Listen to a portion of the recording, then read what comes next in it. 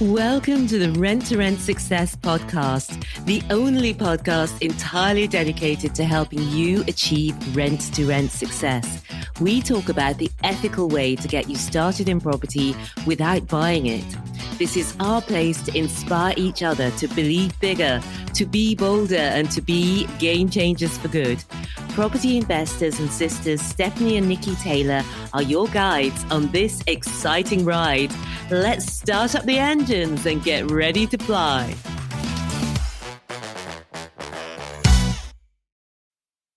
Hello. Stephanie here, and welcome to episode 4 of Ask the Angels, where we answer your rent-to-rent questions. Today's question from Keykedi is about what makes a good HMO. Here's Keykedi's question. Great news, we have our first HMO property to go view. We will 100% be using the Rent Success Deal Analyser to see if the deal stacks up for us.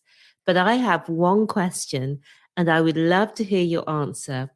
What would your top 5 things be that you would look for on your first rent-to-rent HMO deal?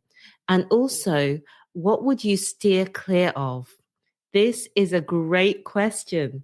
If you also have a burning question you'd love us to answer, go to rent2rentsuccess.com/ask, ASK, and record your question for me to answer here for you. So Keykedi has said she already knows about the deal analyzer. She knows how to make her deal stack using the deal analyzer.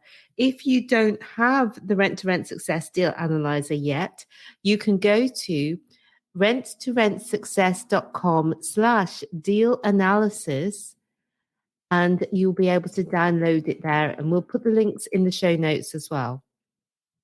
So the 5 things to look for in your first rent-to-rent deal. First of all, we've got the 4 L's: licensing, location, layout, and lifestyle. And I've got a 5th one, which I'm going to add on at the end. So first off, we've got licensing. Many people I talk to are intimidated by HMO licensing. They say they'd rather do serviced accommodation and essentially be running a hotel business because it's easier. It's not easier, let me tell you. Serviced accommodation is more time consuming than HMO because by its very nature, you're finding and serving lots of new customers every week and every month. And as you'd imagine, guests have much more exacting requirements than housemates. Licensing looks complicated, but once you understand the basics, it's straightforward. Remember that lots of people are doing it, and most of them aren't rocket scientists. So you're going to be able to do it too. And so what is HMO licensing? HMO licensing are the rules which the government says must be in place for an HMO, i.e. a house of multiple occupation. There are different licensing rules in England and Wales and in Scotland. So in England and Wales, every HMO property for 5 or more people from more than one household requires an HMO license. It used to only apply to properties with more than 2 stories, but now is the case for all HMOs, irrespective of the number of stories. Properties for 7 or more people from 2 or more households require sui generis planning, HMO planning. And in mandatory licensing rules in Scotland, it's slightly different. In Scotland, you need an HMO license if you want to rent your property out to 3 or more tenants, none of whom are related or part of the same family. And apart from the national HMO licensing, there are some local differences. So some councils, also known as local authorities, have added further requirements to the national requirements. And you'll need to find out whether there are any additional restrictions in the areas you're looking at. The additional requirements can be in the form of Article 4 direction, additional licensing, and selective licensing. Let me explain what that means. Article 4 is a direction under Article 4 of the Government Permitted Development Order, which enables the Secretary of State or local planning authorities to withdraw specified permitted property development rights. In plain English, what it means is that where an Article 4 direction is in place, planning permission is required to change a house, a C3 property, into a C4 property or an HMO. So that's what it means. It means if there's an Article 4 direction, you need planning to change a property into an HMO. Additional licensing. This applies to certain HMOs that fall outside the scope of the mandatory HMO licensing scheme. It's a discretionary scheme that a council may have adopted to help it deal with the problems associated with HMOs that are not already covered by mandatory licensing. And selective licensing is the same. It's like additional licensing, and the content of it will depend on exactly how the local authority has written it. Some schemes cover the whole borough, whereas others only cover smaller geographical areas. So the question is, how do you know whether there is Article 4 or additional or selective licensing in your area? And this is very simple. It's public information, and it's available on the website of each local authority area. But what should you do if your area is Article 4? So many people use Article 4 as an excuse not to get started. We have a successful rent-to-rent business in an Article 4 equivalent area. Because we focus on existing HMOs, it doesn't stop us. If anything, it's an advantage because there is less competition, because it's more difficult to convert a house into an HMO. When you focus on existing HMOs, everything is already done for you. You don't need to pay to get additional work to get your HMO up to standard. And you don't have the uncertainty about whether planning permission will be granted. And yes, landlords and agents will rent existing HMOs to you on a rent-to-rent basis. So generally, we do not recommend that as beginners you go for properties that aren't HMOs in Article 4 areas. So that's the first L, that's licensing sorted.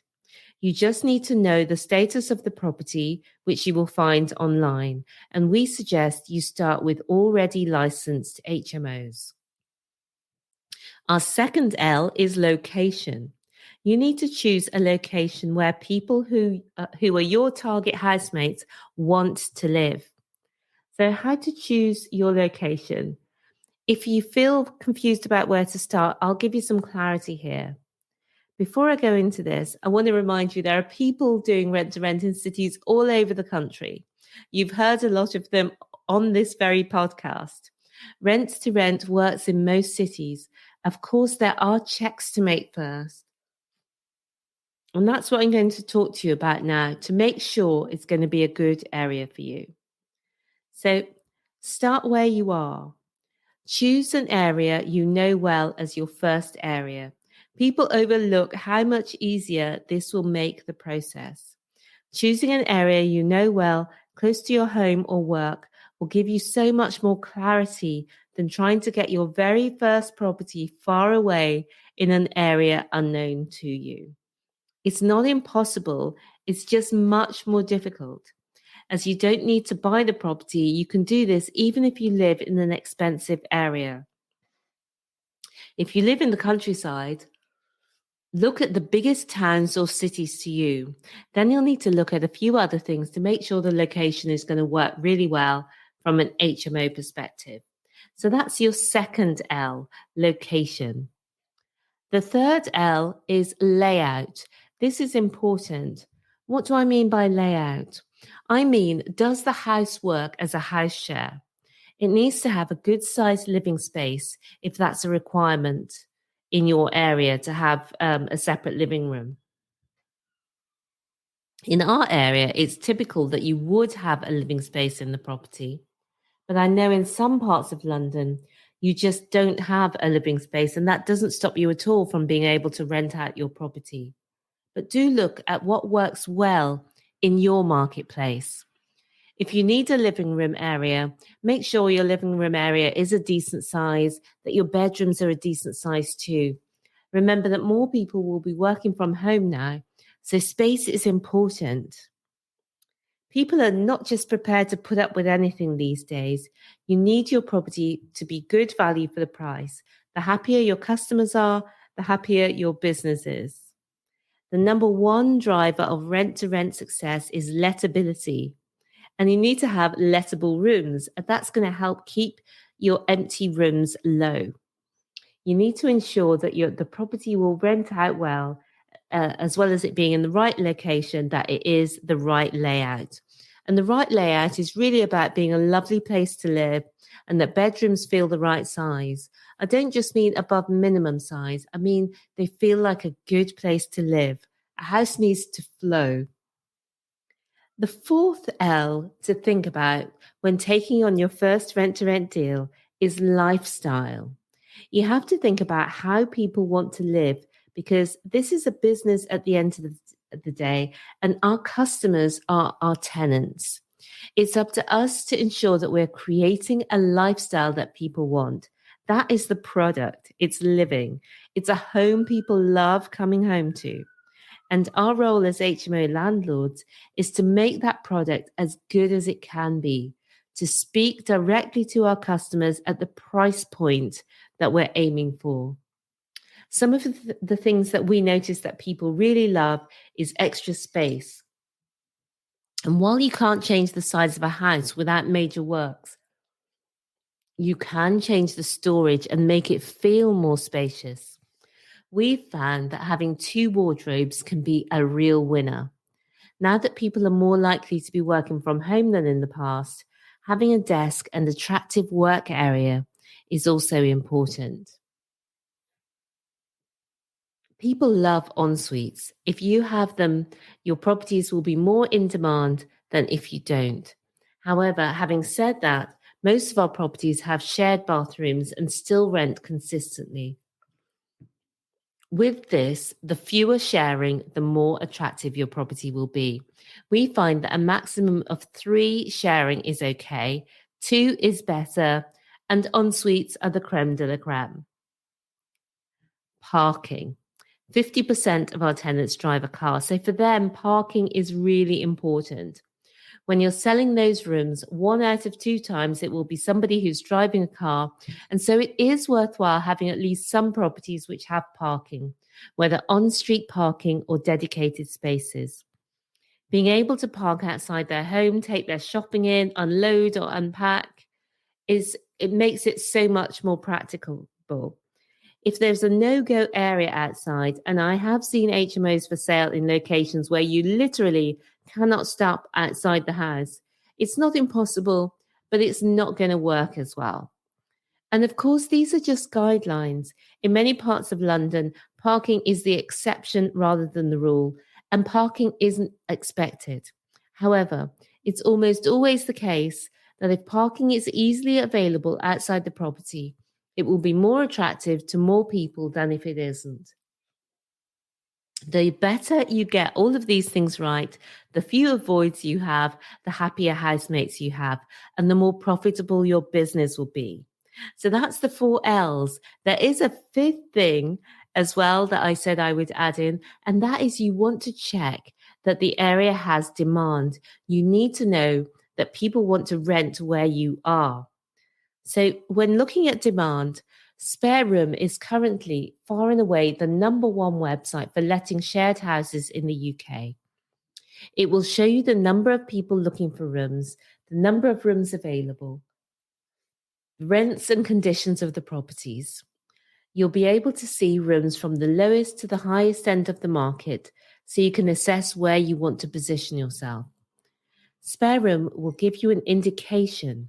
Remember, not every room available will be listed, and not every room listed will be available. And also, not every housemate looking will have created an account on Spare Room. So it'll just give you a guideline. You'll be able to find out the ratio of people looking for rooms versus rooms available. And obviously, an area becomes more appealing when the number of people looking for rooms far exceeds the number of rooms available. Our area works really well for HMOs and rent to rent, but the ratio of potential housemates looking for rooms available on spare room varies massively at different times of year. So you need to consider other factors too. So that's it. If your HMO is in the right location, next to lots of people hubs, it has a great layout, and it creates a good lifestyle for people who live there, you've got a winner. So let me recap on the 5 things to look out for in a rent-to-rent HMO when you're looking and you're going on those viewings for your first deal. You want to check out the licensing and make sure that it's a licensed HMO. Or that you can license it if you want to do that. You want to check out the location and that it's going to be a winning location for the types of tenants you want to attract. You want to make sure the layout really works for a house share so that people will love living there. And finally, you want to check out, number 4 is you want to check out the lifestyle that the property gives, the lifestyle that there are bars and restaurants if you're renting out to young professionals, that there are shops, there are good transport links. You want to make sure that people have the lifestyle that they are looking for. And finally, you want to check that demand for this location is there. So I hope that was helpful. Now, Keykedi also asked about what to steer clear of when you're looking at your first when you're looking at your first rent-to-rent HMO.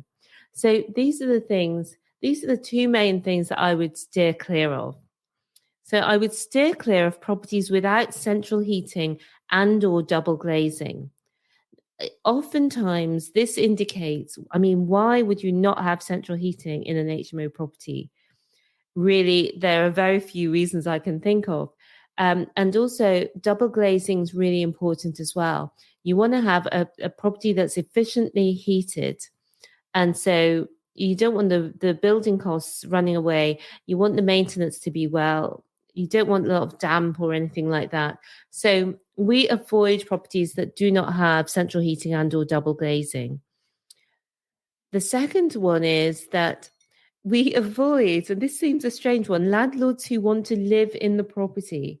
We have had a few requests from landlords who also want to live in the property but want us to manage it. And that would be too unwieldy and wouldn't work very well, I don't think. So you may get that. And the third one is you want to look at the landlords in the same way that you want to look at your tenants that you'll be working with, and just make sure it's somebody who you would want to have a long-term relationship with, because it is like a joint venture. You're working together on a collaboration that will work for you both and will carry on for 3 to 5 years. So just make sure that you're always partnering with people who you want to be in a partnership with. So I hope you found that useful today. Do let me know by leaving me a comment.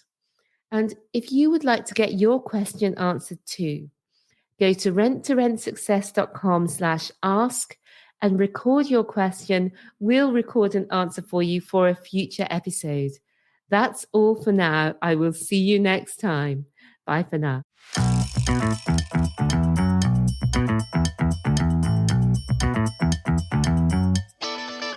Thank you so much for being with me here today.